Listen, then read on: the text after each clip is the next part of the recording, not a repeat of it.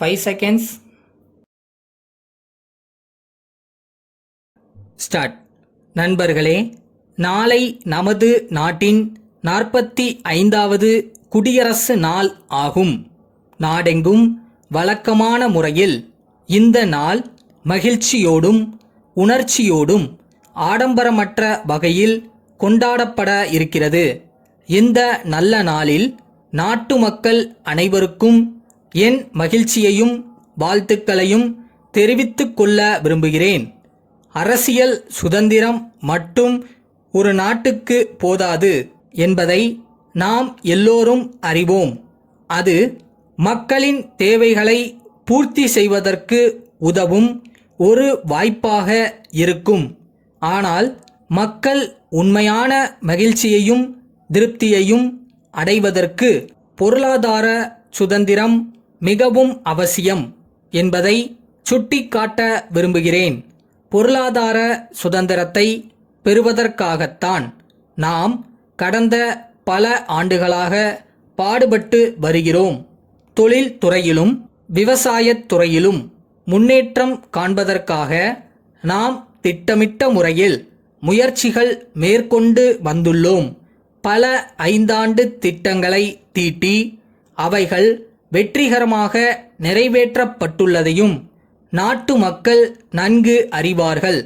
ஆனால் இத்திட்டங்களின் மூலம் மக்களுக்கு கிடைத்துள்ள நன்மைகள் பற்றி நாம் எண்ணி பார்க்கும் போது நமக்கு கவலையும் வருத்தமும் ஏற்படுகின்றன. இதற்கான காரணங்கள் என்ன? நாட்டில் சிலரிடையே பேராசையும் சுயநலமும் ஏற்பட்டுள்ளன.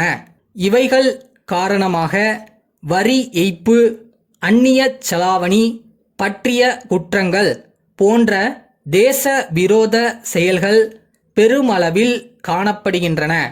இவை பற்றி அரசு தக்க நடவடிக்கைகளை மேற்கொண்டு வருகிறது என்பதை இந்த சமயத்தில் தெரிவித்துக் கொள்ள விரும்புகிறேன். நாட்டில் அமைதியும் ஒழுக்கமும் உற்பத்தி பெருக்கமும் கல்வியில் முன்னேற்றமும் ஏற்பட வேண்டும் என்பதில் அரசு கண்ணுங்கருத்துமாக இருக்கிறது. தொழிலாளர்கள் ஒழுங்காக தங்கள் வேலைகளை செய்து உற்பத்தி பெருக்கத்திற்கு உதவ வேண்டும் என்று கேட்டுக்கொள்கிறேன். மாணவர்கள் சிறந்த முறையில் கல்வி நிலையங்களுக்கு சென்று படிக்க வேண்டும் என்றும் அரசு ஊழியர்களும் மற்றும் தனியார் நிறுவனங்களில் பணிபுரிபவர்களும் தத்தம் வேலைகளை நல்ல முறையில் செய்ய வேண்டும் என்றும் விரும்புகிறேன். வரும் ஏப்ரல் மாதத்தில் நாடாளுமன்றத்திற்கான தேர்தல்கள் நடைபெற இருப்பதை நாட்டு மக்கள் நன்கு அறிவார்கள். இதன் மூலம் நமது ஜனநாயகம் மேலும் சிறப்பு பெறும் என்பது மகிழ்ச்சிக்குரியது. ஜனநாயகத்தின் வெற்றி மக்களின் மனத்திற்பத்தை பொறுத்திருக்கிறது. தங்களுக்கு வேண்டிய அரசாங்கத்தை தேர்ந்தெடுக்கும் அதிகாரம் மக்களுக்கு மட்டுமே உண்டு. இந்திய மக்கள் தங்களுடைய அரசியல் முதிர்ச்சியை அவ்வப்போது நிரூபித்து வந்துள்ளனர். இந்த முறையும் நமது மக்கள் தங்களுடைய அரசியல் கடமையை சரிவர செய்வார்கள் என்று நம்புகிறேன். நமது நாட்டில் ஜனநாயக முறைகள் உறுதியாகவும் ஆழமாகவும் வேரூன்றி இருக்கின்றன என்பதில் ஐயமில்லை.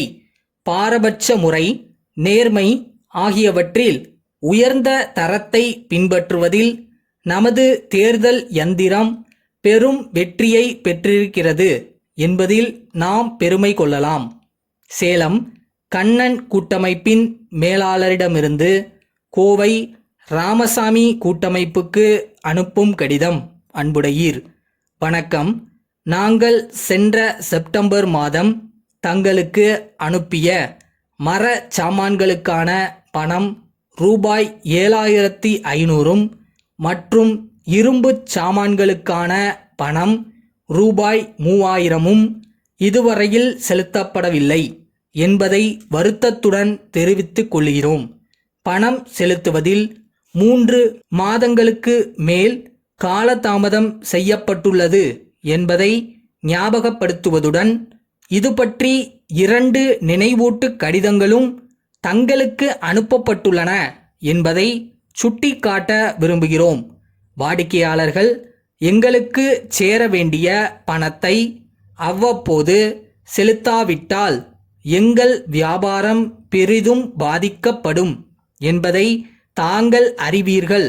தாங்கள் எங்கள் நிறுவனத்தின் நீண்ட கால வாடிக்கையாளர் என்பதால் நாங்கள் இது பற்றி மேல் நடவடிக்கை எதையும் எடுக்க இயலாத நிலையில் இருக்கிறோம்.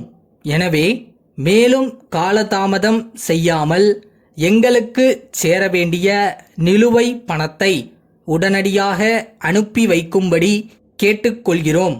தங்கள் மேலான ஆதரவை தொடர்ந்து எதிர்பார்க்கிறோம். தங்கள் உண்மையுள்ள